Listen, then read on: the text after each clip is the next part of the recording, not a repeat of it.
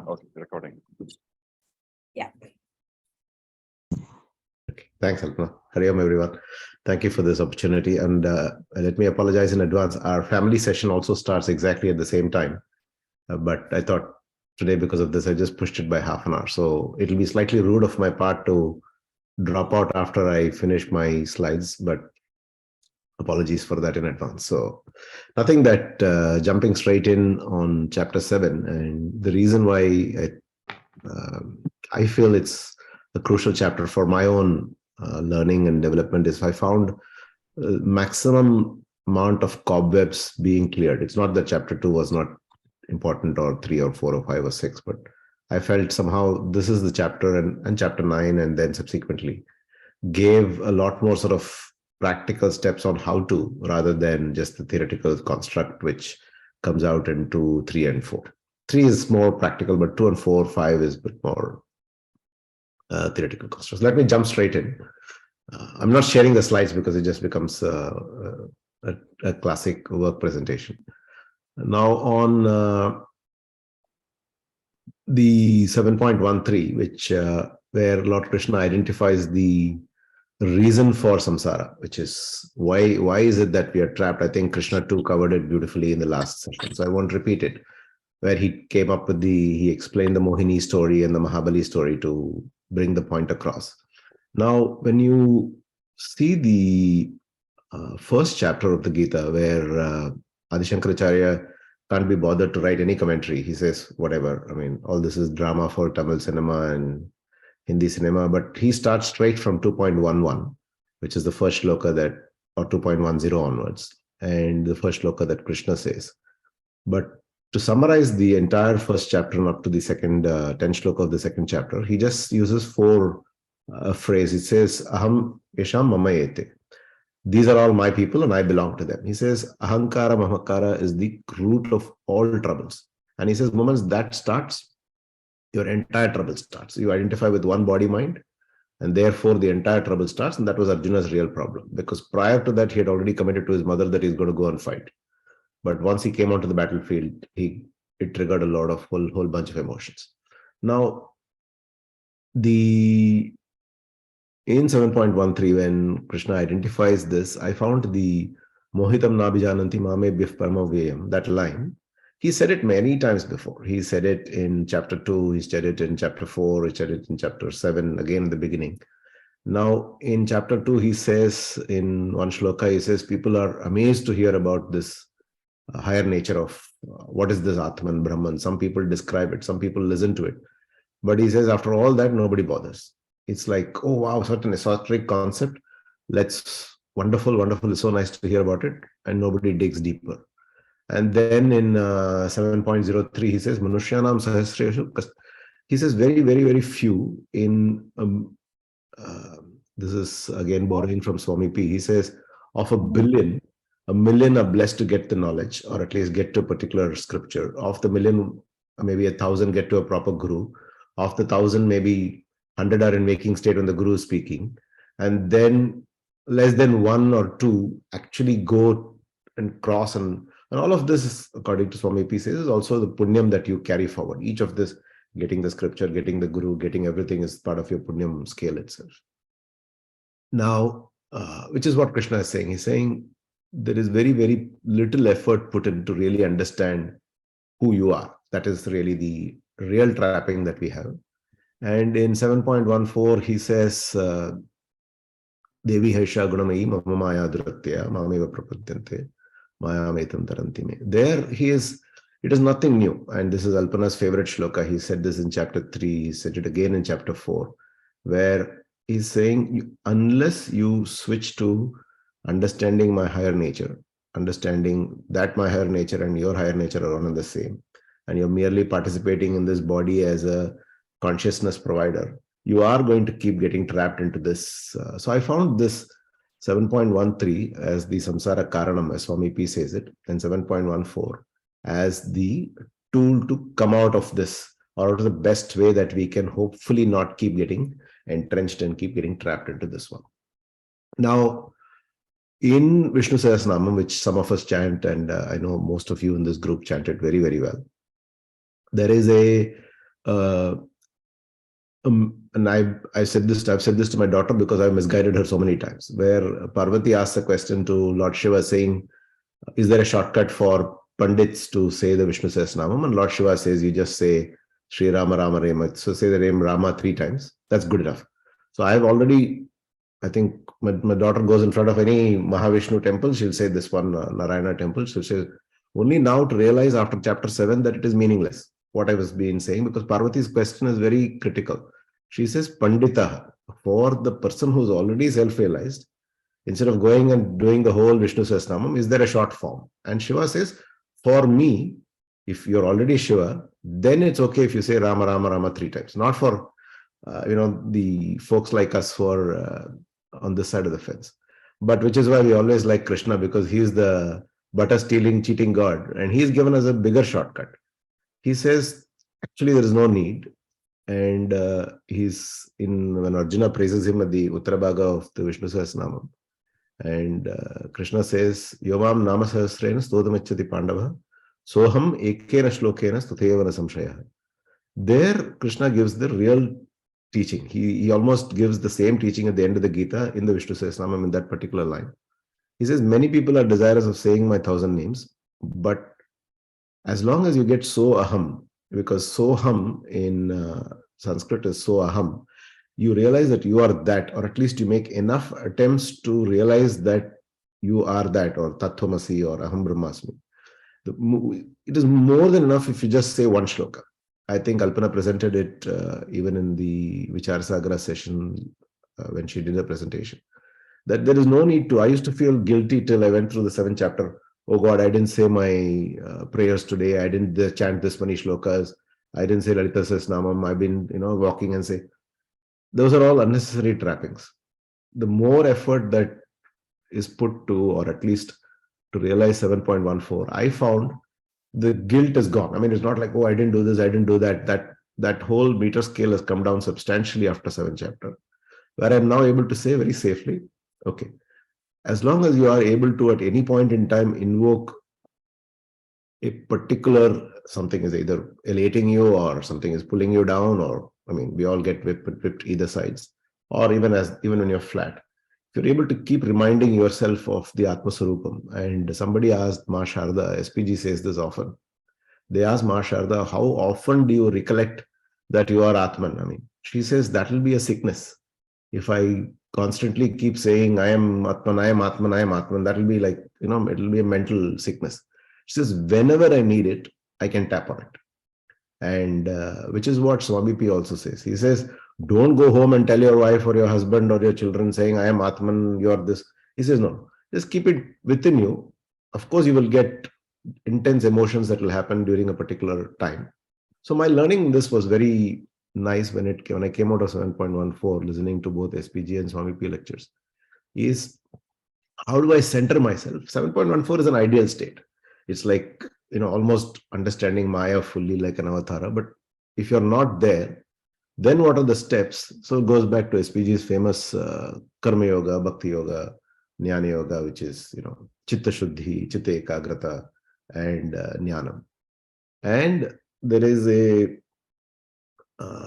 you will see this again, it's there in the 7th chapter, again comes up in the 9th chapter again, where the Lord is always pushing. One thing very nice about the Gita is there is very, very, very small portion which is Ekarupa. Krishna never says come, and when he says me in the Gita, it is not some megalomaniacal sort of only pray to me as Krishna. He's like in his higher nature because he's so confident about the me when he says me. So very, very few shlokas, in fact, let's say barely 1 or 2, which talk about Ekarupa, pray to a single form. He's always pushing us towards an Ekarupa, always pushing us to get to Vishwarupa. And then finally, this was something which I heard yesterday, or I think in the Kaivalya Upanishad lectures, which Ketu had forwarded, where it says that when Swami P was saying, he says, of course you can go and pray to Lord. Or there'll be some temporary issues. He will kill somebody, or he will remove some obstacles, or X, Y, Z. But the real prayer that you're doing is for the Sudarshana Chakra. And I'm wondering, what is the Sudarshana Chakra? And Swami P says, you have to understand Sudarshana Chakra is Sudarshana. Darshana is the right knowledge. Su is always, the Su is the auspicious prefix in Sanskrit. So it is always giving you the right knowledge. That is what Darshana Chakra really is supposed to do. It is not to chop your head off or do any of those things. So all the time, I mean, the right effort and the right. So 7.13 and 7.14 kind of centered me on how do you keep recalling your Atmaswarupam and the how often do you keep swinging away from the median and how do you keep coming back. Now back to Swami P's favorite tables, where he talks about how do you implement all this. It's all wonderful to, in theory, Mameva Prapadyante Maya Metam, you will swim over the ocean of Maya, blah, blah, blah. Now, how do you actually practically implement it? And we used to have, I'm not sure if there's any Padma Sheshadri person in the audience today. On Saturdays, even though we didn't go to school, we used to have a prayer on Lord Krishna, where Arthi and Artharthi Bhakti, Arthartha Parayana, there used to be a line which would keep coming at the end of each, I think it was part of Mukundamala or something like that. I can't remember exactly what the source of that prayer was. Now, Swami P says three things. In fact, if Krishna and I, and we have discussed this on Swami P lectures, if you summarize all his lectures, if you take away the sloka, you take away the essence of what he's saying, I mean, you just take the core of what Swami P is saying in every lecture, and it is pretty much true with SPG as well. They're only talking about three things. One is port reduction, class production, and basically a format change, which is what Ketu mentioned in the last week as well. I found that it is nothing wrong to be an Arti or Artharthi Bhakti. It is absolutely fine, and all of us have kids going to college and XYZ happening in our lives and whatnot, right? So it's totally fine to go and ask, as long as you're not hung up on the outcome. So there I found Swami P's PORT, port reduction, possession, obligation, responsibility, and transactions. So I find possession is much easier to worry about. If you see Marie Kondo on Netflix, I think that possession part is taken care of. Responsibilities, I mean, you don't keep adding to your headaches, right? I mean, you're not grossly. And transactions, we have, I think, all of us in this group have somehow managed not to have irrelevant transactions in our life. Where I personally struggle is obligations. But in obligation, the learning in 7.13 and 7.14 comes to support me quite a bit, where I say, I will do my best. If this is the outcome, great. If this is not the outcome, and in chapter 9, because we're preparing for the family group on chapter 9, in one of the shlokas, Swami P actually says, rejecting a negative outcome is insulting God, because the negative outcome is also something that is coming to make you, that is true Sharanagati. He says that is when you really understand what karma phala data and karma, everything that is happening to you is happening for a particular reason. As long as you get that in your mind, if you reject a negative outcome, it's like rejecting, you don't trust the God as a good karma phala data and a karma phala dhyaksha. So he says, was PORT reduction. I found that very useful in the Arti and Artharthi frame of mind every time I go through that. And then when I go into this Jigyasu mode, which is like, okay, let me learn this, there, he talks about clasp production. And I find this extremely useful. Clasp is clinging, or I'm not sure if the word is clinging, but I think it's very close to that being. CL is clinging, A is anxiety, and SP is special prayer. And I found both CL and SP very useful if you get the learnings of 7.13 and 7.14 right. A is anxiety is a bit difficult to completely switch off. You have these medians and off median flies up and down. But I find the structure of what Swami P says very useful. And the third point I would like to make is the format change. He says this very nicely in his lectures on Ashtavakra Gita, where he says, try not to, because you're saying, oh, I'm this poor jiva being confronted with this prarabdha. So he says, push yourself away from this victim or elated state, and try always to see yourself as Atma and everything that is happening around you as an Atma, including the body-mind complex. And a combination of this port clasp and format change, which is what I see is the summary of what Swami P says pretty much in all. That's why I had his photograph in that particular slide, because the way he's brought it all together in just 3 words or 3 catchy acronyms, I find as a constant reminder, and which is exactly what Lord Krishna is saying in 7.13 and 7.14. So I thought I'll just highlight this particular aspect. Now, for those of you who chant Dakshinamurti Stotram, there is the first invocation shloka of Dakshinamurti Stotram by Sureshwaracharya, where it says, Maunam Vyakya Prakatita Parabrahma Tattvam Vivanam, Vashishtante Vasadrishiganaihi, Avritam Brahmanishtaihi, Acharyendra Mukakarakalitam, Chinmudra Anandarupam, Swatmarama Muditavadram, Dakshinamurtim Ide. Now, Swami P is in one of his Dakshinamurti lectures, he says, everybody thinks Maunam Vyakya means the guy sat in silence and everybody got it. Swami P says, even if I open my mouth and speak, 99% of the fellows don't get it. What is this Maunam Vyakya? How did Dakshinamurti impart the knowledge? He says it's not Maunam Vyakya. It is by using words that cannot describe the ultimate. To that extent, it is Maunam.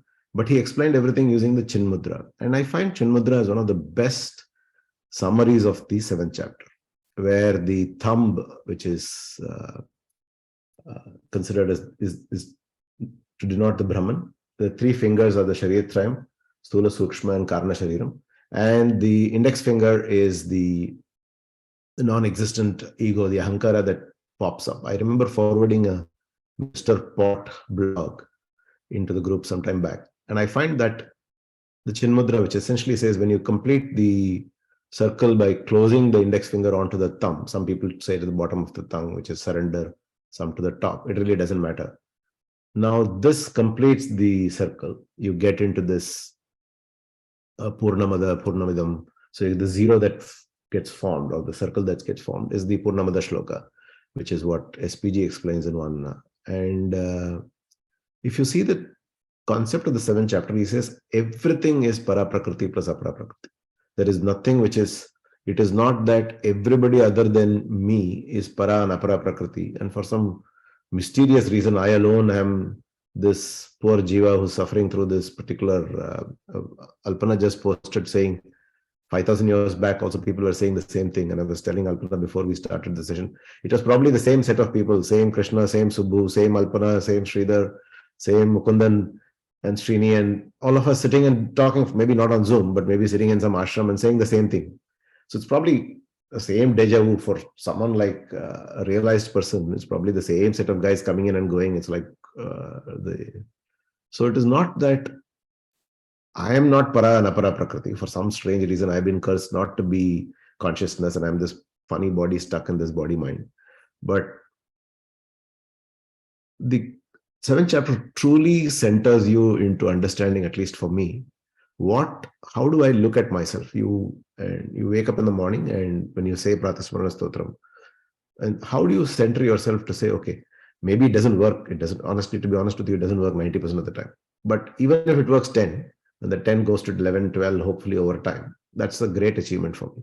And I find both Dakshinamurti Stotram and Pratasmarana Stotram as very good anchors to keep reminding you and bringing me back to the center. So the Chinmudra is, how often can I invoke the fact that I'm para plus apara prakriti, and whatever that is happening for a good reason, or a very, very good reason, to teach me, or to teach. If something really good happens, okay, it's teaching me something. If something not so good happens, how do I keep accepting the outcome and keep invoking my para plus apara? I almost like what Ma Sharda says, I keep invoking my Atmaswarupam whenever I need, not create a sickness out of it and keep. I have a cousin of mine who refers to herself in the 3rd person. And Swami P says that's really dumb. She says, we. It is something that you invoke inside, don't necessarily have to say outside to upset some person. So silently invoke. And I found at the end of chapter 7, I was way better than at the end of chapter 6. So to conclude, the 7.19, I think is one of the most beautiful shlokas of the 7th chapter. It says, Bahunam Janmanamante Nyanama Ma Prapadyate Vasudeva Sarvamiti Samahatma Sudurlabha. Now, the word Mahatma is repeated again in the 9th chapter, where he says people who understand the importance of the higher nature, Lord Krishna calls them Mahatma. That's it's here he kind of puts the word in, but he redefines what Mahatma is in the 9th chapter. Very nice shloka, 14 or 15, I can't exactly remember. And here he says Vasudeva Sarvamiti. And now this is a source of a lot of confusion. And is Krishna everything? And here Swami P says, here Vasudeva does not mean Vasudeva, Krishna, son of Vasudeva. It's not we Krishna. He says Krishna is not so egocentric for him to claim that he is everything, because he knows as an avatara he's limited in terms of time and space. But when every time in the Gita Krishna says me, which is also, all of you know, has been the source of most controversy and conflict across the way Gita has been interpreted. He is saying Vasudeva Vasanti Sarvabhutani iti Vasuhu. So he says that which resides in everything, and Chitrupena Prakasha iti Devaha. So Vasudeva is Sat and Chit, and Satchit Brahman is Sarvamiti. So basically Vasudeva Sarvamiti is going back to 4.24. Brahmarpadam Brahmahavir Brahmagno Brahmanahutam. Effectively he's saying the same thing, but in a sort of a backdoor way, because he wants to get the point across. But my ability to understand when Swami P said Vasudeva Sarvamiti, I found the clarity that we get. You look at somebody who is not doing something nice to you, or yesterday, like we had a conversation in the group where Schopenhauer and Borges and everybody is fudging big time. I mean, imitation is the best form of flattery, right? I mean, let them. I mean, Adi Shankaracharya doesn't care. I mean, he's like, whatever, you want to copy everything, don't give me credit. As long as you understand the higher nature of God, and you come onto this side of the fence, Shankara is delighted. You want to take all the credit, by all means be ahead. Which is why in one lecture, Swami P says, even Shankaracharya is only an acharya, he's not a guru. The lineage is more important, the teaching is more important. The person, it is not that Shankara is saying it's all my theory.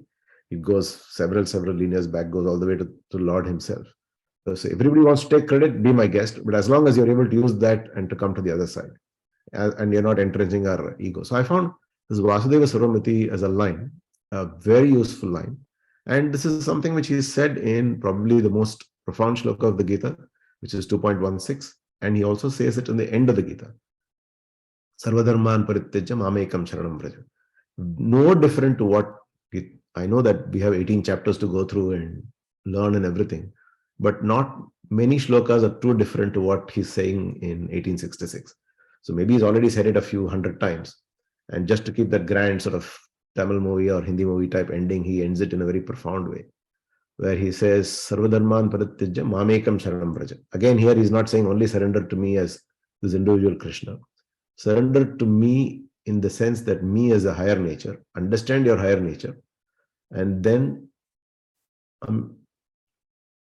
Mamekam. And the way he ends the Gita, 1866 effectively ends the Gita, he says, Ma Shuchaha, do not fear.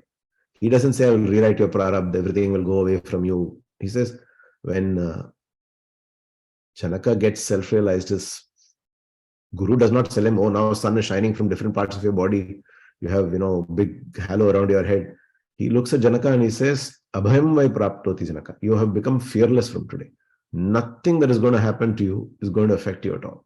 And I think if you ask Janaka, the answer he'll give is, because I understood chapter 7 well, and I knew what para and apara was. And every time I'm able to invoke my higher nature when something is going on in the apara incorrectly, that is and which goes back to Alpana's favorite shloka also, right? Gunaguneshu Artante, where she did a presentation also. So my learning from 7th chapter has been that you surrender to the Lord, the higher Lord, which we always have to, till we become Swami P or SPG, you have to keep remembering that in this body-mind complex, I need to surrender to Saguna Ishvara, whatever is the Ishtadevata. And that will lead you to a guru based on the Punya Phalam that you have. The guru will give you a scripture. Scriptures give you the knowledge, and the knowledge gives you back to yourself. So when I met Swami P in Chennai, and it was a very interesting meeting, and the best part about, who am I in front of Swami P? He gives me 40 minutes because he had already said he had a meeting, somebody coming in at 6. He makes you feel so important for the 40 minutes. It is not that, some guy who's come in and whatnot. And in the middle of the conversation, after the introduction, I was like, I didn't understand that. And it's very easy conversation with him because it's in Tamil. And it's very nice to speak to a person of that stature in your own mother tongue. And then he said to me, "Edhuk kavalapadra? You're already Brahman. Why are you worried? You're already Brahman. You're making your life difficult by thinking you're not." He says, always remember that, irrespective of the situation you're in, you will be absolutely fine. And then he says, you'll actually be able to do even better than what you would have otherwise done. So my takeaway from the 7th chapter has been, how do I get to invoke 7.14 using port, clasp, and CCC? And how do I keep recentering myself based on the teaching that Krishna has in the Vishnu Sahasranama, and of course in 7.19. So with that, I was not hoping to take this kind of time, but apologies for taking almost 25 minutes. I'll stop here. And if there are any questions, I will take, or I'll let you guys get on with it. And apologies again that I had to drop out.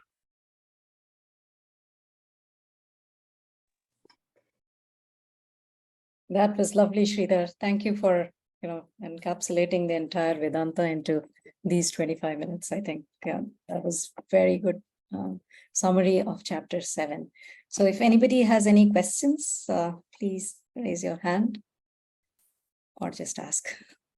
Yeah, Srinivasan, go. Yeah, just to elaborate on what Sridhar was saying, there is this abridged version of Vishnu Sahasranamam, which I came to know, and I don't know whether it is true, but it is like this: you have 27 stars, and for each star you have 4 padas. So 27 into 4 is 108. So if you can understand which is your star and which is your pada, so that particular stanza or something you can keep saying, so that if you don't have time to recite the entire Vishnu Sahasranamam, you can always use that particular stanza, keep repeating it again and again. So this was one of the information which I got a few years back. I don't know whether it is true or not, but I think since Sridhar was saying about the relevance of an abridged version of Vishnu Sahasranamam, which I also came to know, and today it is a revelation to me that Sri Rama Rama Rameti is not just for us; it is for the God Himself. Anyways, I'm doing Vishnu Sahasranamam almost every day, the entire Vishnu Sahasranamam in the morning. So it's a good information from Sridhar. Thank you, Sridhar, and excellent presentation and a lot of things to learn. Thank you very much. Thank you, Srini. Yeah. The only catch is, most of us, when we were born, and I was born in a small town called Chittor, the time of our birth has been verbally handed over between 5 people. So the actual star that we have and the actual star, so my star is supposed to be Chitrai, which is I don't know what the Hindi name of it is. But in Tamil, it is said Chitrai Appan Teruvile. The father of the boy born in Chitrai will be on the streets. So my grandmother decided, no, this is 3:30. His time of birth was not 3:30. It was 3:45. And she changed my star from Chitrai to Swati. So now I do not know whether I'm Chitrai or Swati. So I don't know which sloka to. So most of it is quite funny. And even we're having trouble with one of our person in the family who's going through some trouble. So we asked her, somebody can read the horoscope. She said, I think I was born on the day they were taking that temple chariot across. So someone told me I was born on Tiruvadare. I'm like, this is no way to cast a horoscope and figure out what prachitta we have to get. Anyway. No. It's just that if you understand your star and your pada, true. Maybe it will help. Yeah, true. Yeah, and Sridhar, just one more information. My name at home is Sridhar. I am officially called Srinivasan, but I am called Sridhar at home. Wonderful. So, welcome to the clan. Yeah, we are almost the same Atma, at least by name. Good. Okay, I'll take leave. Just one second. Guns, anything for Sridhar? I know he has to run, but. Hey, sorry. Yeah, I joined late, so sorry about that. But I just caught the last part of it, Sridhar. So thanks a lot. It was lovely. The Abhayam that you mentioned, that keeps resonating very well for me. So it was beautiful. Thank you. Thank you, Sridhar. Yeah, Okay, thank you, Alpana. Thank you, everyone. Thank you. Have a lovely day. Thank you, Bye. Sridhar. Thank you, Really Sridhar. good. Hey, It thank was you. awesome. Bye. That was awesome. And just hope that you'll be a part of many more such sessions. Huh? Oh. I don't know whether he had it. No, we've been asking him. It's just it clashes with his family satsang, so he can't do it often. Okay, so who wants to go next? Muku, you want to go? Sure, I can. Okay, I can do that. Let me start with the prayer. Nityanandam Paramasukadam Kevalam Jnanamurtim Dvanvadidam Gagana Sadursham Tattvamasyadilaksham Ekam Nityam Vimalamachalam Sarvadi Sakshi Budam Bhavaditam Trigunaragidam Satgurum Tam Namami.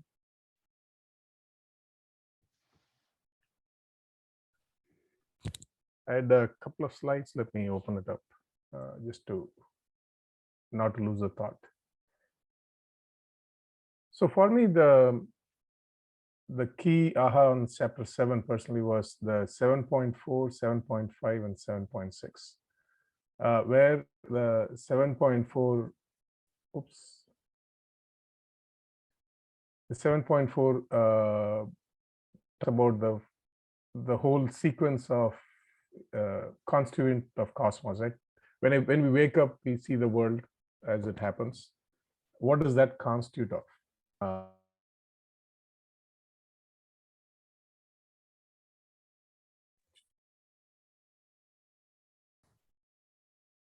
Can you guys hear me? Did I lose you? I can hear you, Okay. but we Is, lost the slide. yeah, it kicked me out for like 2 seconds. I'm not sure what happened. All right, coming back. So the 7.4 talks about the way, almost like lays out the signs of from me when I see the world, kind of what is the constitution of it, right? That's 7.5 talks about there is, how do I project this reality, right? So now I'm speaking in a satsang with all of you in this room. I could also be sitting in Chennai having a coffee. I could be in a flight.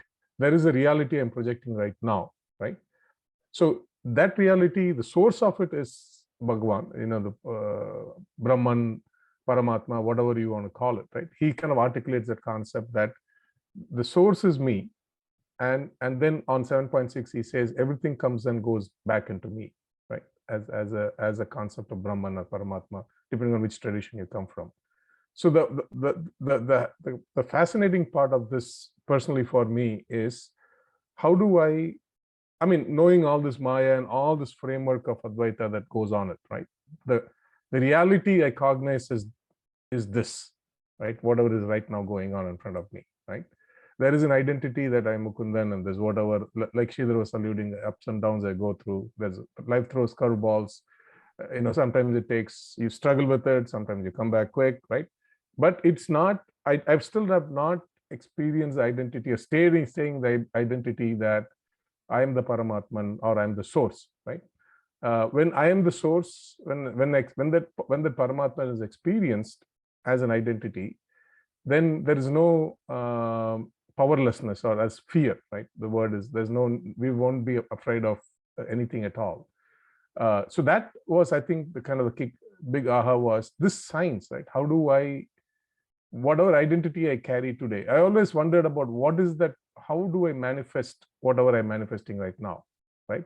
If I understand that science, if there is a science and I understand that, how I manifest it, then I can manifest the identity of Paramashiva or Paramatman or Brahman, right? Instead of Mukunda. I can use the same as a technique as a technique for enlightenment. And that's been always kind of, because my guru teaches a lot of that's been a very big thread of the Shiva Agama, right? Shiva Agama talks about manifesting, the science of manifestation, right? In the framework of Brahman, Paramatma, and all of that. But if you understand how you manifest your reality today, right? and I can erase it and manifest Paramashiva or a Shivoham reality on that, right? Then the job is done. Just from a technique point of view, right? The truth is the same, but how do I get from here to there is the technique. So that part of Shivagama always fascinated me, and resonated with my journey as a seeker. And I think I always thought only Shivagama spoke about it, but then I was very excited to see Bhagavad Gita, Krishna giving that framework for the Shivagamas, on which Shivagama builds beyond this point, where he gives the constituent breakup and all that. So the next one is really a visual, just to kind of my manana on this shloka and this whole reality. So if you look at the left, there's a person, there's a world that is getting manifested, right? The person is standing in water, it's got 5 elements, there's sunlight, there's fire. So basically the world is constituted of the 5 elements that we are all aware of, right? And the important thing is our body is also constituted of the 5 elements, right? So if I kind of fade this picture, the person standing there with the 5 elements and the world outside has 5 elements, then it becomes oneness. There's boundaryless oneness, right? So the manana there is, I'm made of the 5 and the world is made of the 5. The boundary is my identity, right? The minute if there's a way I can dissolve that boundary, then I would feel the world the same as I feel the finger, right? So I can move my finger, I can move my head I wanted. I feel I'm connected to this, but I feel that I cannot move the world, right? For example, something that I need to manifest outside, I cannot manifest because that is not part of me. That is my cognition. That is how I see it. And because of that, I feel a fear, or I feel I cannot influence. I feel powerless in situations. But if that identity dissolves, and then I feel as part of the world, the 5 elements, Panchabhuta that is made, I am also made of that, then I am one. I am experiencing oneness with the cosmos. And then everything at that point is possible, which means that if I'm experiencing cosmos, if I want to move my hand, I'll move my hand. If I want to rest my hand, I'll rest my hand. If I want to close my eyes, I'll close my eyes. If I want to get up, I'll get up, right? That is the central principle. So that was a kind of a big aha, because that's what Shivagama principle talks about, that idea. The idea that, you are manifesting, once you feel oneness with the cosmos, then the cosmos will respond to your will, right? And where does that will come is what I think this sloka talks about, the false ego, right? The false ego is where, if you really look at it, the earth, water, fire, ether, these are all the 5 elements that we know of. But beyond that, the mind, intelligence, and false ego is equal to the identity that you carry, right? This is what is manifesting this front part of it, right? So however the world is constituted in front of me, that is being driven by the mind, intelligence, and false ego. And again, this goes back to the concept of a drishti shrishti that I think we spoke in the session with Alpana, where how do I manifest this reality, right? The reality in front of me, how do I manifest? Is it it is there and I'm experiencing it, meaning like I'm thrown into this water and I will go with the curveball, or did I create it inside first? And then because I created it inside, I can manifest it. And I think most of the scriptures talks about drishti shrishti, which means I first see it inside, then I manifest it outside, which is a very powerful idea, right? Which means if I am manifesting, I'm first seeing it inside, I'm manifesting outside. Everything I'm manifesting is my own creation. The creation of what? Creation of mind, intelligence, false ego here, right? So if I can play this side of the coin, right? If there's a way, if there's a technique that comes and I can play around changing this, right? Changing the false ego to the true identity, or any of these factors. So the question is, what does this mix constitute of? If I can understand this puzzle and solve it, then I come up with a science, and I'm saying the identity comes up with a science. I can change the sun to a moon, right? Because I understand the science of how it is done. And even when I switch the sun to the moon, the deeper understanding is this moon is still powered by the same sunlight. That understanding does not drop, right? So the context is, it's not about manifesting for the sake of manifesting, but manifesting with the understanding how the science works, right? And that is how, if you look at a lot of the scriptures, you see the enlightened beings and Vishnu, Shiva Puranas, they all perform extraordinary so-called things. Like there's Shiva Purana, there's a beautiful historical incident in Madurai where Shiva comes in an old man form, and then the king doesn't believe in Shiva.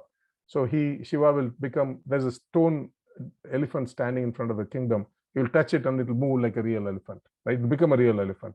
There's an old lady who's walking, and he will go just bless her, and she becomes like a 16-year-old girl and walks up. All this happens in front. So Shiva Agama is big on this manifesting. It's beyond what you, once you realize who you are, it is about also you can do other things on the outside, right? That's why if you understand this, one understands the science, you can always make it a moon, but with always the clear understanding, the sun still powers it, which means that the Brahman or whatever, that's however we want to understand and experience that ultimate reality, that is still powering this scene. But there is an ability to influence, because the science of the process is the mind, intelligence, and false ego. Once you become enlightened, there's no mind and intelligence, but the false ego becomes the real identity of the Brahman, or the will of the cosmic will.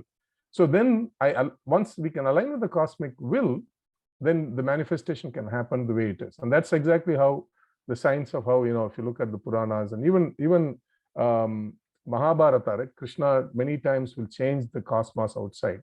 There's a beautiful incident where when they decide the start of the date of the war, right?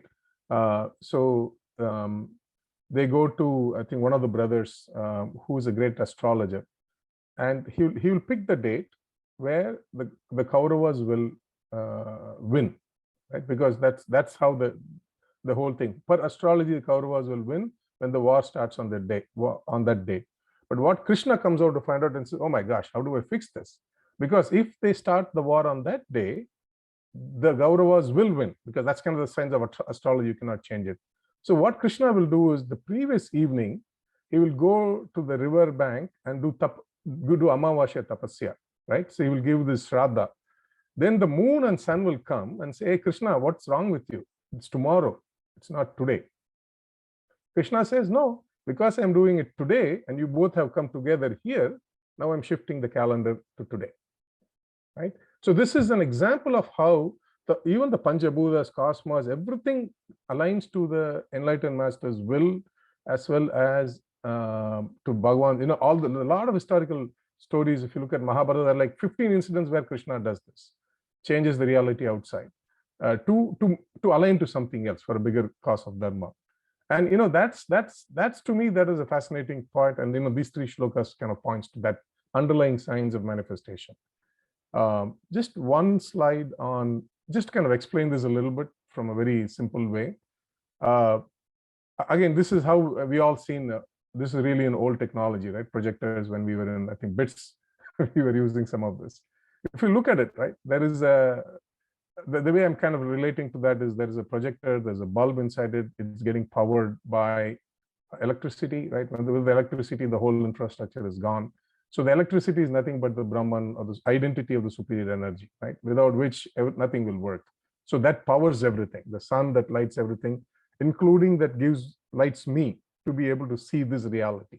That is a superior energy. The false ego is the bulb, right? Because I have an identity. It lights up whatever comes in. It lights up. It takes source from the energy, and but it is an imperfect identity at that point, right? It's a false identity. And then the world is the Jagat, which is made of the Panchabhutas, right? And the five senses of the mirror and lens, how I project it. But the important thing is the transparencies, right? That is on this. That is what comes out on the Jagat, right? That's exactly what the way I understand Drishti Shristi is. Who's putting the transparency is the big question here, right? If I understand the science of putting the transparencies here, right, then I manifest the white screen the way I want it to be. It's a picture. It's the next slide. It's about. If I put a bulb, it shows a bulb, right? If I put a flower on it, it shows a flower on it. So if I project my Mukundan identity, it shows my Mukundan identity. If I figure out a way to project the Shivoham identity on it, then it becomes Shivoham identity. So it's really a beautiful technique in Shiva Agama. that my guru has been teaching, and that very fascinated, personally was very fascinated with this technology of inner science. And then, the big aha was Bhagawad Gita also lays a foundation for the science in this scripture, in those 3 shlokas. And then I think it gets built maybe later, but Shiva Agama is built on this foundation of manifesting as a technique, not technique of enlightenment, right? Not as because I wanted to manifest this, I want to manifest that, but as a technique how to become enlightened. Because a lot of struggle with Advaita sometimes is you understand the truth, right? I'm the Brahman. It's very simple. Those 3 or 4, Mahavakyas give the truth. But how do one experience that is always the question, right? How do I understand? Till I experience I'm the Brahman, I will always have the fear, like Sridhar was saying, there's going to be ups and downs. But ups and downs needs to, at some point, needs to get removed.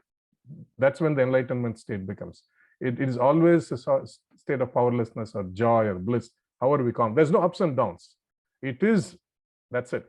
To experience that, I think this part of the technique is a very, the shloka from here and what I learned from Shiva Agama, from my guru, I think beautifully just they kind of came together. That was my big aha in this whole thing, is that both of those discussions kind of converged.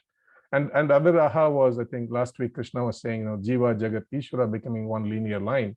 And here in this part of it, it is one linear line, because if you look at it, it's your inner space manifesting the reality. So if you understand the science of you becoming God, then you truly understand the science of man. You can manifest what one wants, right? But the beauty is, your identity becomes with the divine identity. There's no real want or need. You don't have the want or need anything more, because identity does not exist. But then beyond that, it's a cosmic will. Whatever, that's what says Krishna came to establish Dharma. That's the driver, re-establish Dharma. So it's the cosmic purpose that will drive the will of events.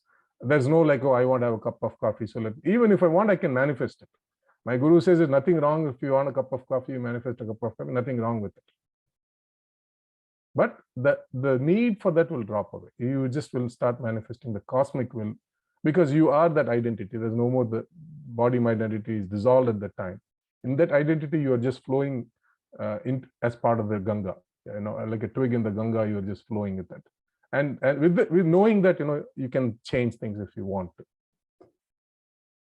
So that is the big aha. So I just want to take a pause. That is kind of the big aha, was to me, those 2 sciences kind of collided, and amazing to see Krishna laying the foundation here for the next aspect of manifestation. I don't think a lot of the Advaita topics talk about it, but Shiva Agama is very dominantly talks about the science of manifestation.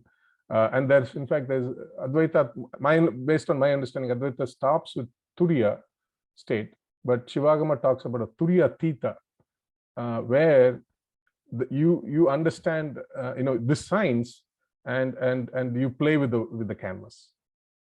You play with the canvas. That's where it goes. That's all I have. Thank you. Thank you, Mukul. That was really nice, bringing both of those concepts together. Any questions for Mukul?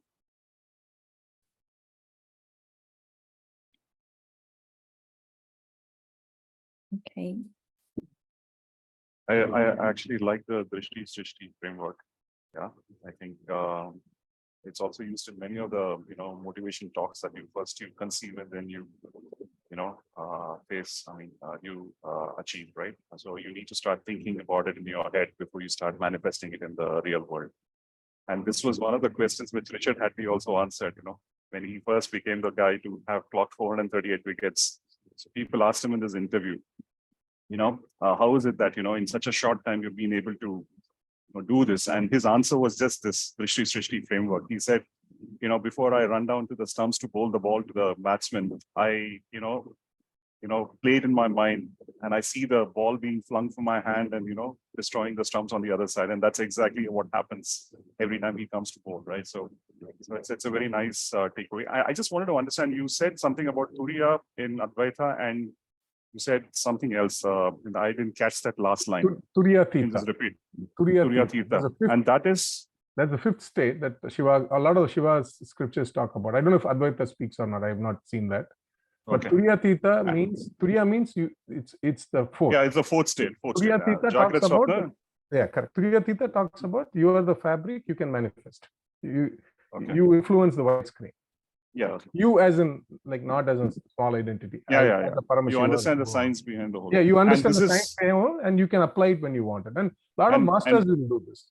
And where is this mentioned? Let me find it. It's called Shiva Agamas. It's actually a lot of the Shiva Agama. Yeah, Shiva Agama is the main scripture that talks about this. But a lot of other Shiva's philosophy has this this angle of teaching coming up, right? Where it's there's no, you Shivoham and then you manifest it. Thank you. Well done. Yeah. Nice. In fact, actually, on the topic of visualization, right, that you talked about, see, the Shiva Agama goes like way deeper than that, right? That technique, visualization, a lot of times, even if some of you practice that, I think there's a well-known movie came here also on that in the US. I forget the name of it, but it's a hit and miss, right? Yeah, Shay just wrote that Secret by Rhonda. Secret, yeah, exactly, yeah, Secret.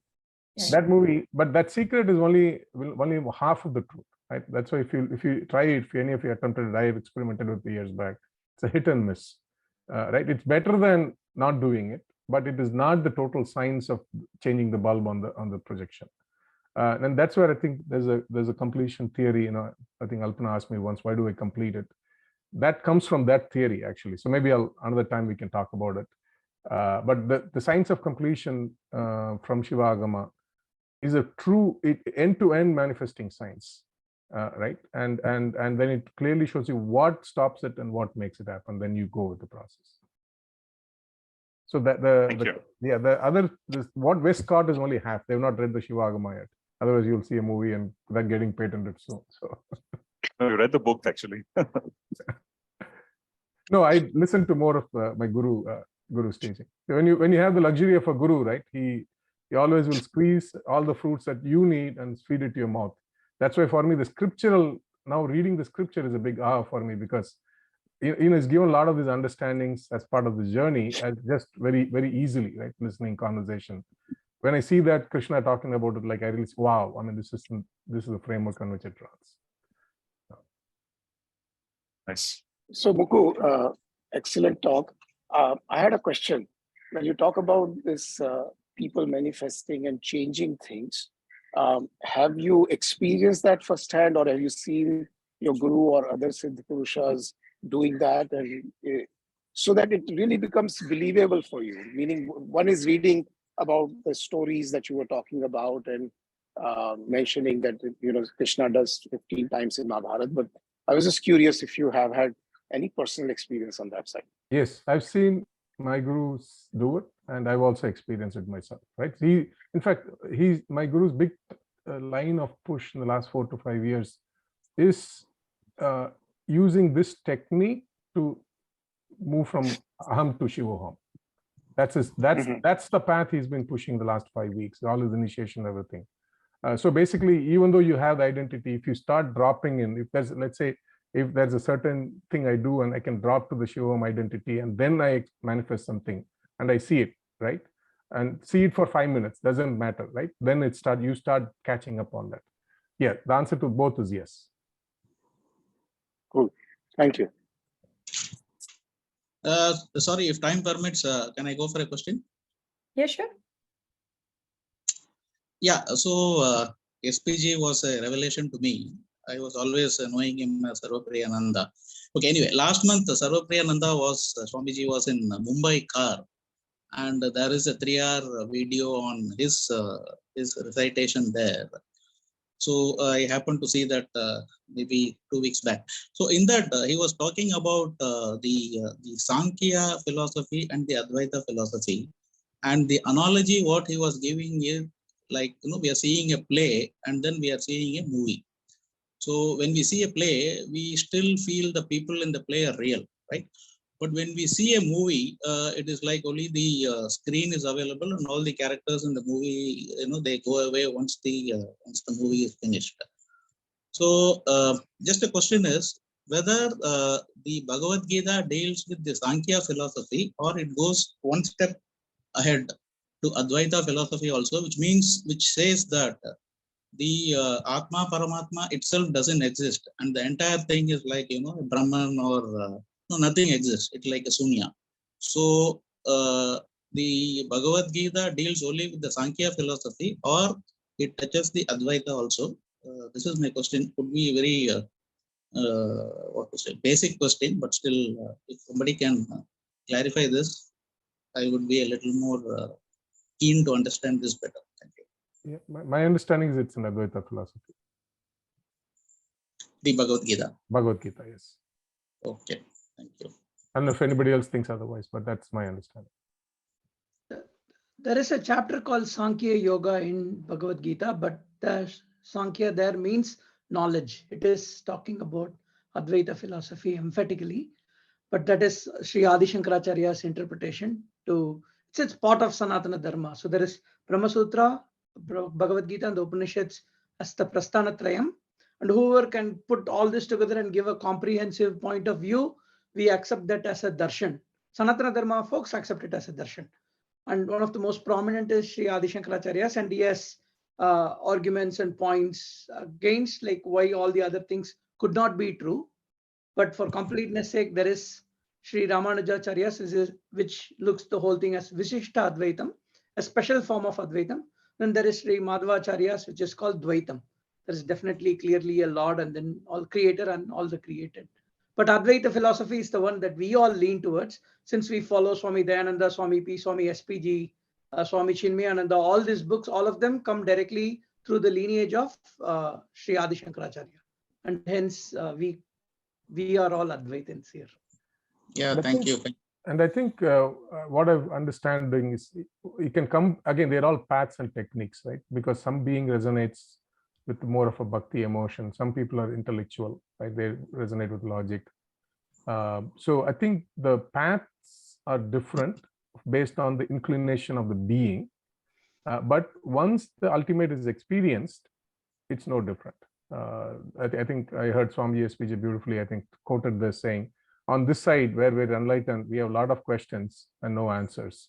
But once you're enlightened on the other side, they have all the answers but no questions.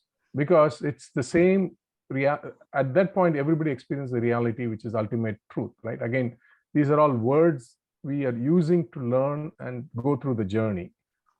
So again, it's not we all resonate with, because we are all more intellectual, I believe, right? Like going to engineering and, going through all that type of education, Western education. We are more on the head. So we all people on the head generally tend to resonate with Advaita more.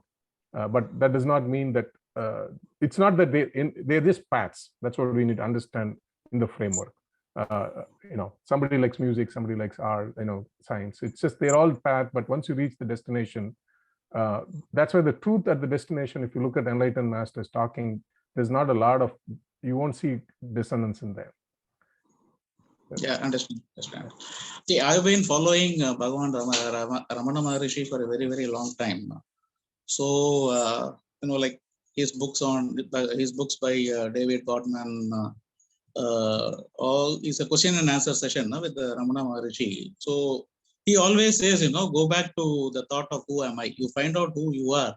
Ultimately, you will find out the entire world is like, whatever it is, like a Brahman or whatever it is. So it looked so abstract to keep doing this, and it was much more difficult also. So that is why I'm slowly coming towards the Bhagavad Gita. Last 6-7 months I've been practicing. So that is where I am now, because the Ramana Maharishi's teachings are much higher, and I felt that it is really difficult to comprehend what he is trying to say, and then try to follow his path. So that is why I thought, let us take the path of the Bhagavad Gita also, and then put everything together and try to find something which is suitable to me. So sorry, I'm taking time. Actually, it's very interesting you brought Ramana Maharishi. I'm just going to give one interesting fact. I don't know, many people don't know this, right? So Ramana Maharishi is a very dry Advaitic philosophy. Anything you go with him, he will say, hey, my daughter is not getting married, blessings. He'll say, who's your daughter? Who are you, right? So his standard question to everybody, people get bored with that, right? Like, so people always tell him, a lot of disciples go tell him, Don't tell me, give me your standard answer. Give me a right answer. So the standard answer is who is suffering, right? Who wants daughters married? So he will always go back and just give one answer. And people, disciples, close disciples get bored with it and say, no, Bhagavan, don't tell me that answer. I know already that. Tell me a proper solution. So Correct. in one of the government interviews, they asked, somebody asked him, see, he's a pure Advaiti, right? I mean, just dry cut Advaitic philosophy. There's a question, what is most important for a disciple's and for somebody's enlightenment, right? The most important factor. He answered Guru's grace. Okay. So this disciple thought he didn't hear him correctly, right? Because I think it's Godwin, this American guy, right? So he asked him second time, because Guru's grace is something Ramana's philosophy, you don't resonate. He doesn't talk about Guru, he doesn't talk about grace, he doesn't talk about, he just find out who you are. He asked him a second time, thinking he didn't hear him right. Then he repeats Guru's grace. Then he asked him a third time, he repeats the Guru's grace. So again, what the point I'm making is the bhakti and jnana and all these are not intertwined, because sitting as an enlightened being, he understands that Guru's grace there's got nothing with intellectual introspection. It is purely a heart and melting, right? Sitting there, he understands that is important. I'm just saying, again, going back to the point, all paths lead to the same experience, similar experience. Correct. And the fact is that he himself didn't have a guru, na?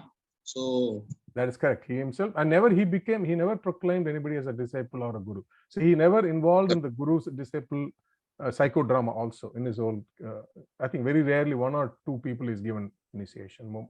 Otherwise, he never dealt with that aspect, but he gave that answer. I'm saying that's you have to read between the lines when you work with the masters. correct. Thank you, Mukund. It was a thank you. Thank you very much. Hey, thank you. Can you hear me? I've been having audio issues again. Okay. I just wanted to add to what Ketu was saying for Srini, the Advaita, Vishishtadvaita, Advaita, and all these different approaches or different thinking. There are several of us here who follow different paths. Okay. Some of us are Advaita, but I mean, majority, like Ketu was saying, majority of us are follow the Advaitic thinking, but some of us do follow Vishishtadvaita or Madhva's philosophy. What I heard incidentally in one of Swami Ji's lectures, Swami Ji being Swami Guru Parananda, who is a disciple of Swami P. Okay. What I heard was, all the philosophies lead to the same thing, and we call it by different names.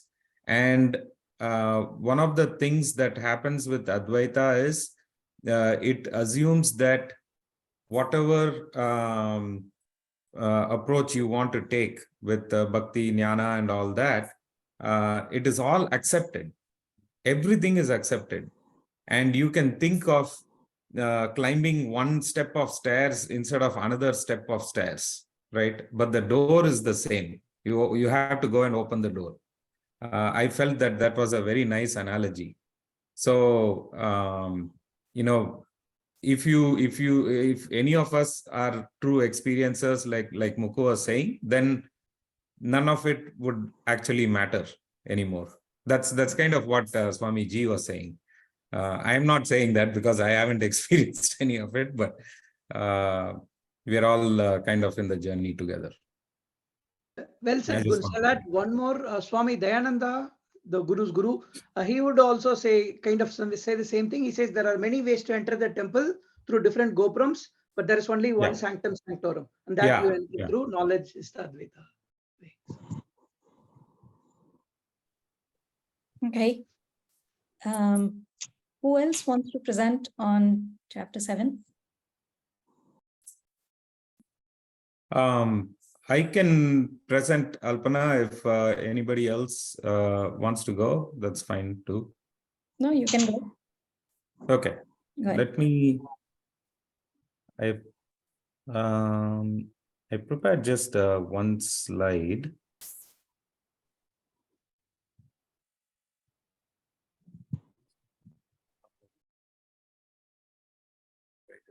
screen here.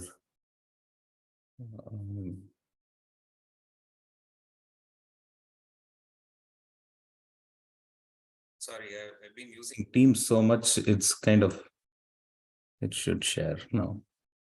Can you see it? Yes, we can share. Okay. We can see it. Okay, great. I'll go to slideshow. And then let me go to, so this is, I found this prayer very appealing, and I'll just, I'm not able to recite it very fluently, but I'll try this. But this is kind of similar to what we were just talking about. All the, I try to put the gurus and also, the Vishwarupa there. So this is from the Aitreya Upanishad, and you can see the meaning downstairs. I found it very, very appealing. Of course, all the different mantras at the start of the scriptures, any of the scriptures are all beautiful. This one specifically, I've been listening to it recently, and it kind of resonated very well. So I'll try to recite it. I can recite it if you want. Yes, please go ahead, Alpana. That'll be nice. Om Vang me manasi pratishtita, mano me vachi pratishtitam, aviravirma edhi, vedasya ma anisthaha, shrutam me ma prahasihi, anena adhitena, ahoratran sandadami, ritam vadishyami, satyam vadishyami, tanmamavatu, tadvaktaram avatu, avatu mam, avatu vaktaram, avatu vaktaram. Om Shanti Shanti Shanti. Thank you so much. That was beautiful. I've been practicing, but I didn't want to mess it up. So thanks a lot for that. And you can see the meaning here. And I really like the repetition at the end. May that protect the preceptor. May that protect my guru, basically. And repeatedly, it keeps saying that. And it goes back to what Mukku, you were saying about the guru's grace. So I found that really beautiful here. Okay, so with that, let me just, the images also keep moving around a little bit. So, okay, so chapter 7, Jnana and Vijnana. I think everybody that went before have addressed everything that we are going to see here. So I'll kind of repeat it. It'll be kind of like a revision, I think. But if there is anything that you would like to add, please do.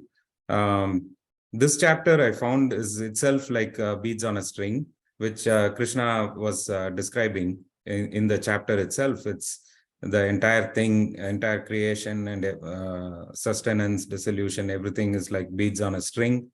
And he goes on to describe the material and spiritual energies. Like we can think of it almost like Sankhya Yoga that was mentioned earlier, the material Purusha and Prakriti type of energies. We can think of it like that. And in the case of Advaita, we say that the material energy is the Maya, and it is very difficult to cross from the material area or the realm into the spiritual realm, and effort is needed. And how do people go through this? Right. So when we ask that question, then Krishna obviously he asks these questions and he keeps giving answers. So I'll come to that. I found it a little bit humorous also. 4 kinds of people who try to reach the spiritual realm reach him through devotion and other practices like sadhanas, and 4 kinds who do not attempt to, which sway away from these practices, which tend to take us away and diverging from what needs to be done, right? So, and he goes, I think, Subbu, you went into really beautiful detail there, and I'm going to copy all of your slides. and Sridhars and Alpanas and Mukus, they're all extremely valuable. They're all almost like the same thing, like beads on a string. So, so without going to the details of the types of people and everything, what I found to be a nice aha for me is among the first four, the ones after material energy attain the celestials or material benefits. So if you look at the Upanishads, right, several of them talk about this, attain the celestial gods, or you'll go to Swarga or Brahma Loka, or different types of worlds they describe. We can also think of it as metaphors, like how you will feel. You know, you will feel pleasure for so much time, and then that pleasure is gone, right? So that's like one type of loka. You might feel a very, very temporary pleasure for one day, and then that is gone because you passed an exam and you cracked it or something. And we all experienced it, right? Either you got really messed up in an exam, and then you come to Nagarji, you have a nice little samosa and put some dahi in it, and the chai and other things. If you had the habit of other things like myself and even Srini, then by the end of it, it's gone. The even if the exam was messed up, that feeling is gone, right?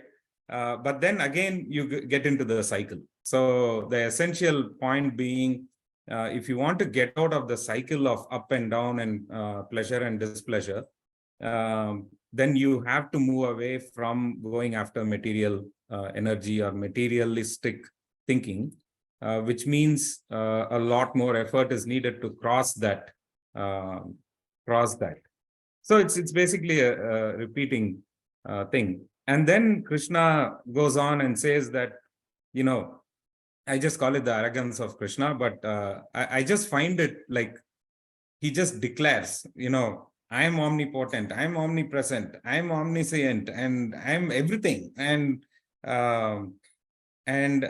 he also says this is very much hidden, and through this Maya, right? So somebody, if I was reading Bhagavad Gita, like you were saying, Srini, if I was suddenly coming into Bhagavad Gita and started reading this, and I'm going to go like, who is this guy? What's he talking about? He is completely messed up, or it sounds like that, right? But if we have the real deeper understanding of what is being said and who Krishna really is, then it's at a completely different level. And I just, every time I hear this being pronounced by Krishna, it's like a goosebump kind of experience.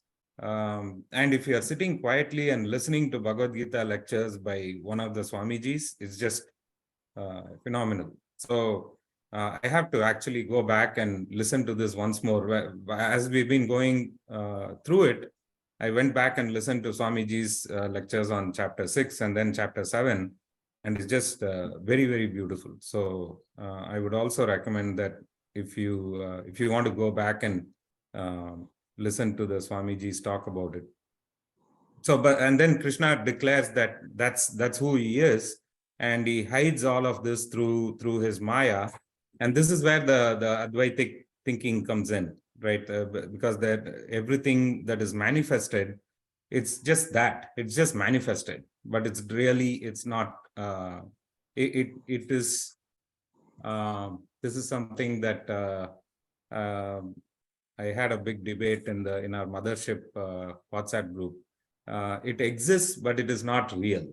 And then a lot of people came after me, and I just kept quiet. But that's what it is, right? It exists and it is manifested, but it is really not real. So at the end of the day, if we have to really go after the spiritual realm and out of the material realm, the theory is not enough. The theory is basically the jnana or the knowledge, and if we really absorb the theory and we are able to gain the knowledge directly from the theory, then I think Kalpana, you mentioned it last time. You actually become, and there is no experience. You are in that state already, like Ramana Maharshi or one of the saints, and you're already it. You're already Brahman, and you feel Aham Brahmasmi, but otherwise we'll have to go through the practice and actually experience and become it, and that experiencing is the Vijnana part of it. So that is my kind of summary of an understanding of chapter 7.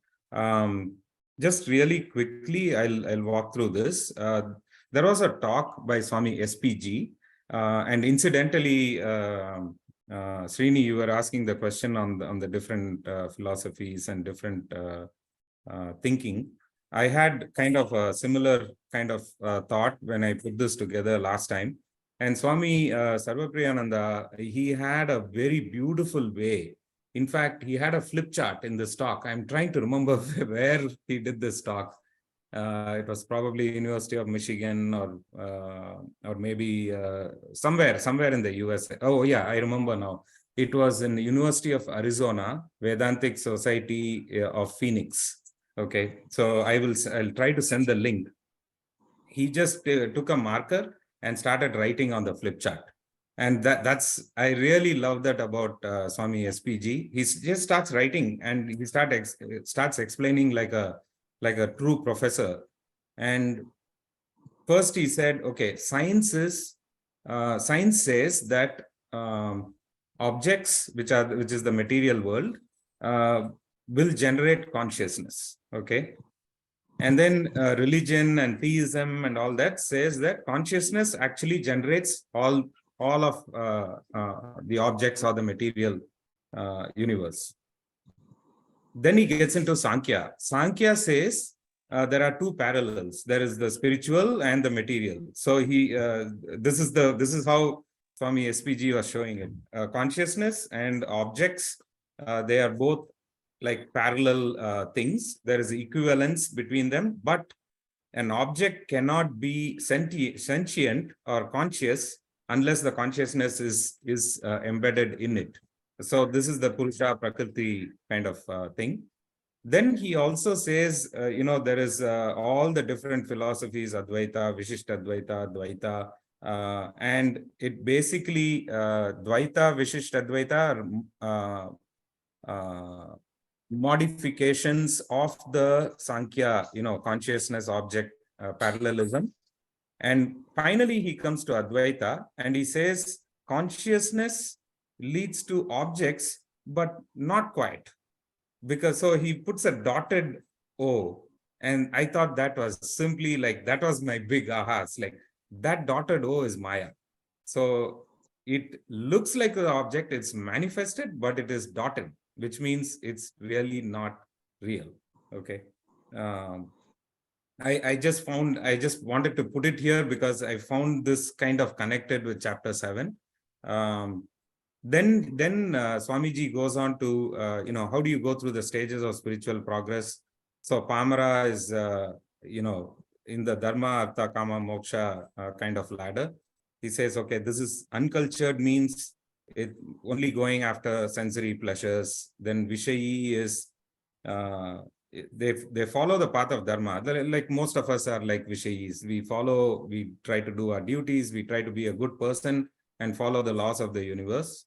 And then sadhaka is all of the above plus also a seeker. Perhaps, most of us or all of us are seekers also in our group, right? And then the final one is the siddha, which means you actually gain that vijnana and you already have the jnana. So I just wanted to conclude with this. I think, yeah, that's basically what I had. Thank you. And Guns, that's one of my favorite satsangs too, the science. Very beautiful satsang that one is. Yeah. Very nicely put together, Guns. Yeah, thank you. A very nice. I think I like that the dotted line, right? it's also an aha moment for me now. Yeah. Yeah. Yeah, Thank I you. mean the visuals that Swami SPG creates, they're just beautiful. Every time he Yeah. starts writing on the board, like there's one lecture from IIT Kharagpur that he did 9-10 years ago. I keep going back to that, like Mandukya, Mandukya. the two lectures. Yes. It's just beautiful. And he says in the second one, before he starts, he says, I think there is a cricket match going on, and I thought that very few, maybe only I will be in this class, but this class is fairly full. I'm very, very surprised that you guys want to listen to Mandukya. Yeah. And then he gets into it. It's just beautiful. Excellent. Nice, good. Nice. Thank you. Listening to you. Myself and Gund have been pretty close in the bits also. And of course, whenever he comes to Chennai, we keep meeting. Okay, anyway, he's coming in the month of June, I suppose. Your Yes, travel is fixed, Gund? travel is fixed. It will be June 15th to the end date is not yet fixed, but Good. but Fantastic. we will figure something out. Yes, so we have been always meeting, at least a few of us, whenever somebody travels from abroad, US. So that, get together is really, refreshing to get back to our. Yes. Maybe this time Yeah. I'll join you in Chennai. Yeah. Yeah, sure. Absolutely. Yeah, we should do Yeah. that. And Yeah. the last year's February, we had the time to go spend a day in Tiruvannamalai, couple of days actually. VP and Ajay flew down from Delhi, and that was just phenomenal trip. K2 actually initiated it. Staying true to the K name, he initiated it and made it happen. Okay. If no questions for Gun, I can go next. Or is there anyone else who wants to share? I just need a couple of minutes, Alpana. I don't Sure, think I have a presentation. Go ahead. No, I think I'll truly demonstrate what it means to go from high intensity to low intensity. I think with a power-packed Mukku, Gunz, and Sridhar, I'm just going to go and share maybe a couple of aha moments. And I've been very regular with chapter 7. I have been able to join as much. So I did some cheating and I went through a lot of summary presentations on YouTube. I couldn't go sloka by sloka, but I picked up about 3-4 different lectures on summary of chapter 7. And the one that the biggest aha for me is the grandeur and the magnificence of Krishna and God as it has been explained. And it's not new, but I think the way it has been explained very clearly, it nails into you that what you see around you is not just a simple thing, and you're part of the whole thing, right? And one example from one of the lectures which really struck chord with me is almost similar to what Alpana keeps saying, that Brahman is a couch potato. He cannot do anything, and that's as inert as it can be. And the example that one of the Swamijis has taken is about gold and the purity of gold. He said, if I give you 24 karat gold, you can't do anything with it. If I take a 22 karat gold, probably you can do something with it. And then you take 18 karat gold. So if I have to give you the utility, I have to dilute the purity for you to be able to, really, for us to manifest something.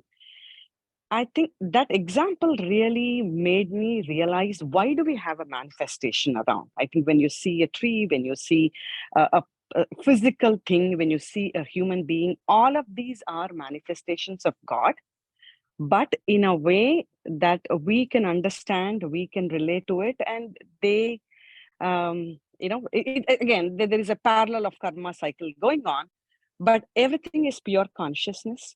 Everything is God around us. Why do we see multiple versions of it? Why do we see so much of variations around us?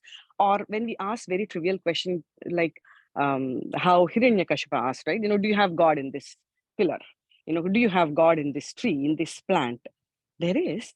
but the form is so that you understand it. And if you elevate yourself to that level, you definitely will see God in it. And another beautiful statement in one of the other lectures is, to realize God, to understand God, you have to be God yourself. And the example that they gave, you cannot understand a teenager by not going through teenage. You cannot understand how a woman feels if you are not a woman. So try to be God first, try to be good in a way. That's what that was being.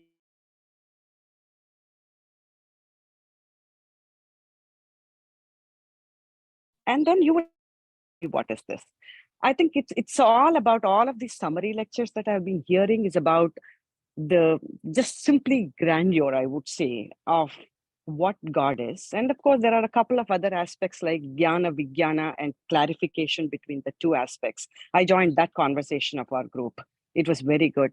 The conversation around demigods and what to pray for, who to pray to.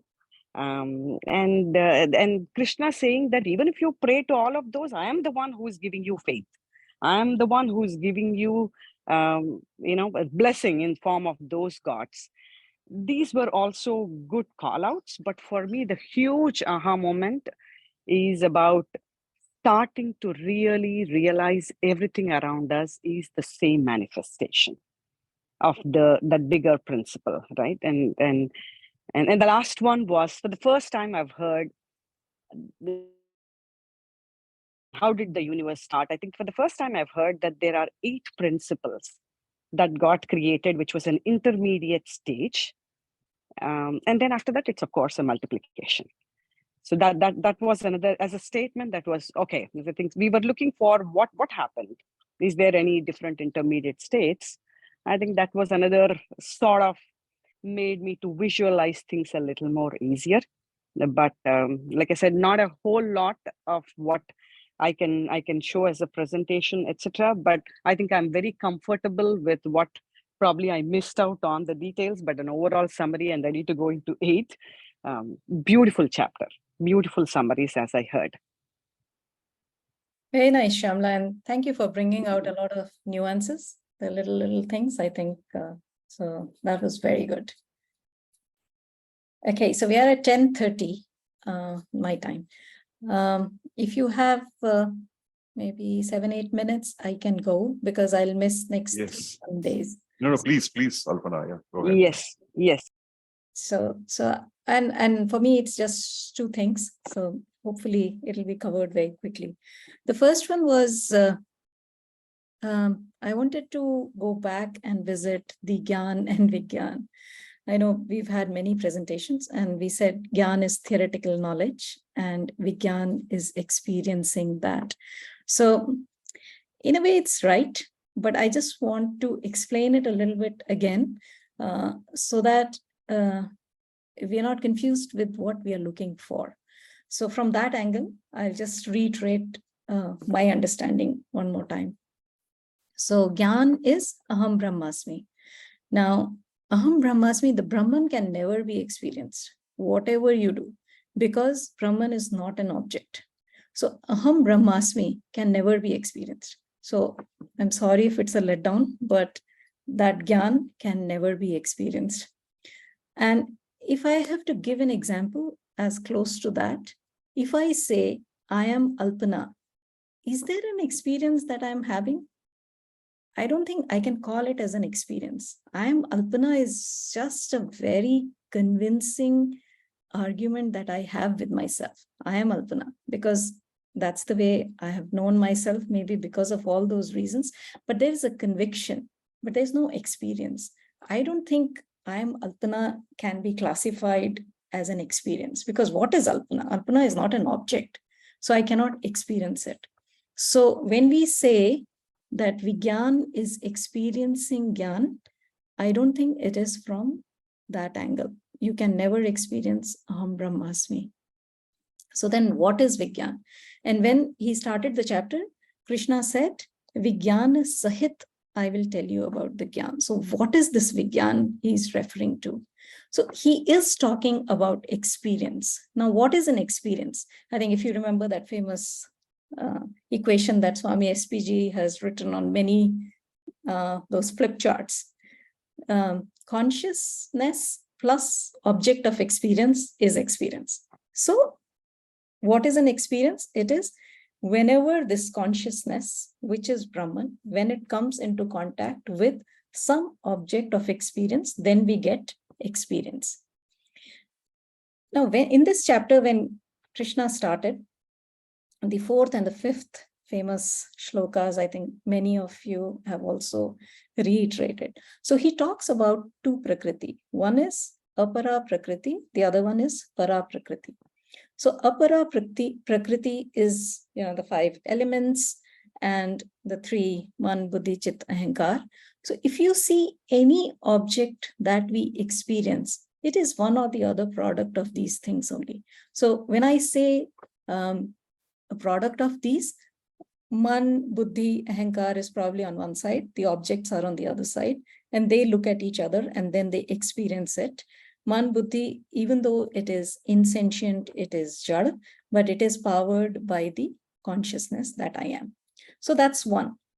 Now then he said, who holds all of that? That is Jiva. And who's that Jiva? Jiva is no other but his own higher nature. And that is the Mahavakya, which Krishna said. So, meaning Krishna too had also mentioned in his, so this was my aha moment as well, that 7.5 is actually a Mahavakya. We tend to think Mahavakya is only Tattvamasi, etc. But this one is also, because he's saying that higher nature, that higher prakriti of him is Jiva. So that means he and Jiva are not different. So whatever is experienced is also Jiva's lower nature. And hence, so then if it goes one step ahead, then why is this confusion of, okay, it's my lower nature, then why is there this confusion? So that's where that ahankar, that false ego, which Mukku was saying, that comes into play. Now, because of the proximity of the lower nature and the higher nature, this is where that example of bead and the thread. So the thread is always in contact with the bead. So this jiva, which is the higher nature, is always in contact with all these apara prakriti, the lower things. So they're always in contact. So this ahankar, when it is in close proximity with the Atman, they have the exchange of attributes with each other. So like when you keep a prism in front of a red flower, the prism, so behind the prism, if you have a red flower, the prism appears to be red. So the prism has taken over the redness from the flower, and the flower through the prism appears to be glazed. So they have taken each other's attributes. So in the same way, ahankar, even though it is insentient, it feels that it is sentient. So this little I, the apara prakriti person, begins to think, I am sentient. I am the one who's doing. I am the one who's suffering. Because the knowing happens only in the consciousness. We said that any experience is consciousness plus object. So that consciousness the ahankar has taken over that consciousness. And on the other hand, the jiva, which was actually the Atman, the higher nature, has taken the ahankar is limiting faculty, which identifies with a smaller this thing. One second. So jiva begins to think that I am this little person, I have incapabilities, and I'm finite. So then, further on in the whole chapter, if you notice, Krishna goes on explaining the Vigyan, which is the apara prakriti, and all the experiences that we are having, that those experiences are nothing but the lower nature of each of the individual, because it's the same Atman, or his own lower nature. So he goes on to say, I'm the smell, I'm the taste, I'm the light and the sun, all of those things. But because of that delusion, jiva thinks it can't see beyond those objects, that I am the one which is the hold of this. That's again the statement from 7.5. I am the Adhar. I am the one which is holding all of these things. So, and then he goes into, in fact, one thing I noticed was we always say, why is he explaining only the good things? Where are the bad things?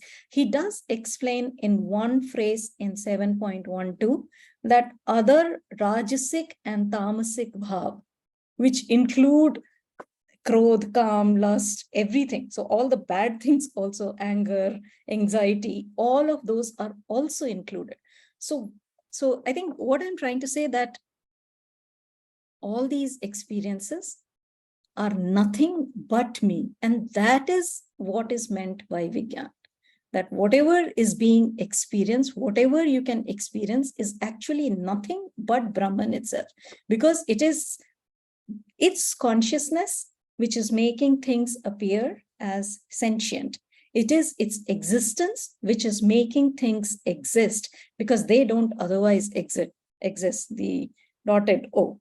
They all just appear, but they have borrowed existence from this. So, in my view, usage of Vigyan is like the pole vault. You take a leap by looking at all these experiences, that Brahman is appearing through these experiences, but let go of that and then know I am Aham Brahmasmi, that I am Brahman. So there'll be no event which will be called Aham Brahmasmi, but through every experience, we'll have to say that this experience, the consciousness is of Brahman, the existence is of Brahman. So I thought that was one thing which I wanted to cover between Gyan and Vigyan. And then just the second thing is very small one. Actually, if you look at verses 7.24 and 25, and where he's saying that, I am the changeless, and I am the changeless person who's unsurpassed, but people think I am a simple manifestation. So he's actually saying we ourselves are doing that error for our own self. So he's not talking about anybody else but ourselves, that we begin to think that we are this person. So it's again more of not saying about his avatar, but himself, relating it or equating it to ourselves. And the same thing in 7.25, that where he says that because of that Maya, because of that ignorance, I am not evident, meaning the Jivatma itself is not evident.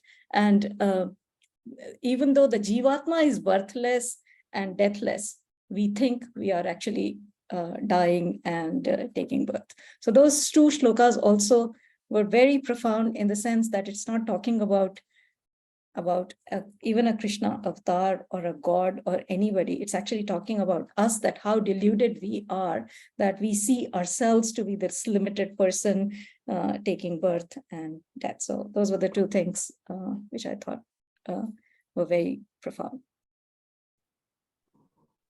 Thank you, Alpana. That was very nice. That was very, very well explained. Beautiful. Beautifully explained. So just to give a small catch on that. So SPG always used to say, when we try to refer to a chair, the isness factor is the existence. So he says, when you see a chair, we have to say chair is, table is, maybe the lamp is. So when we see ourselves, we should say Srini is, from outside Srini. But when we try to see ourselves, we feel Srini is here.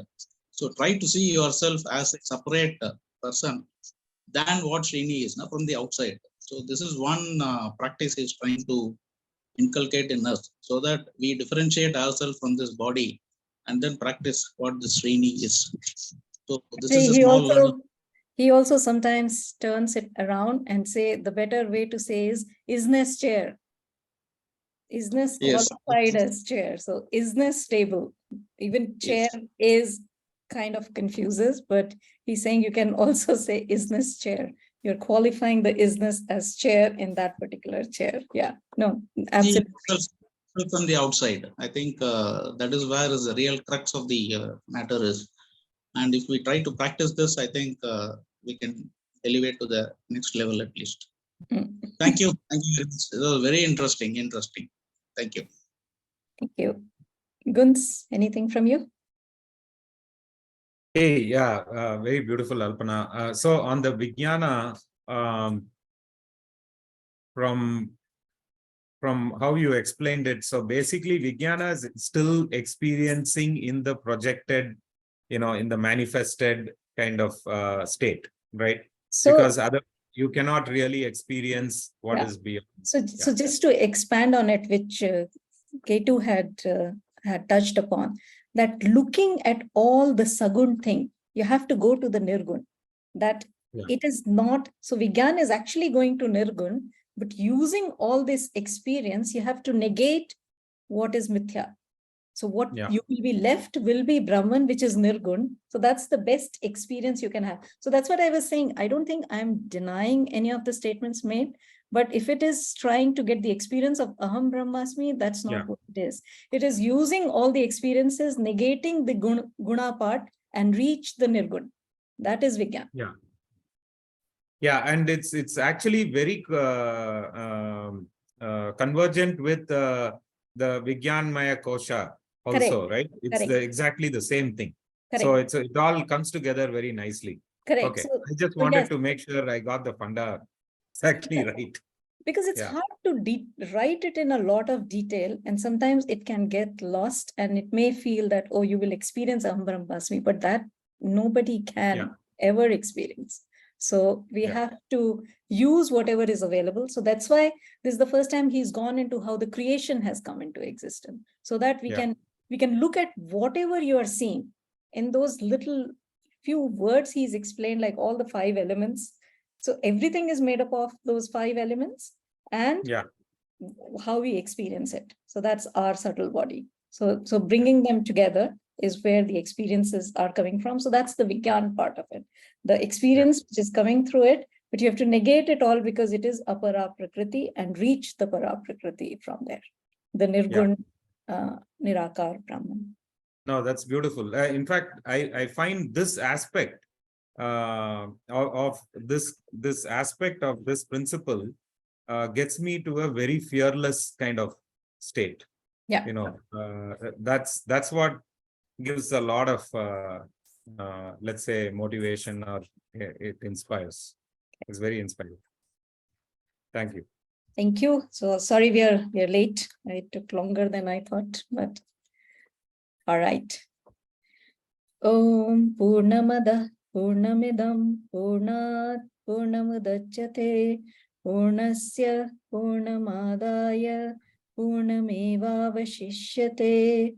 Om Shanti Shanti Shanti. Hari Om, everyone. Hari Om. Thank you. Thank you. Okay, thanks a lot. Thank you. Thank you. Hari Om. Yeah, bye. Thank you.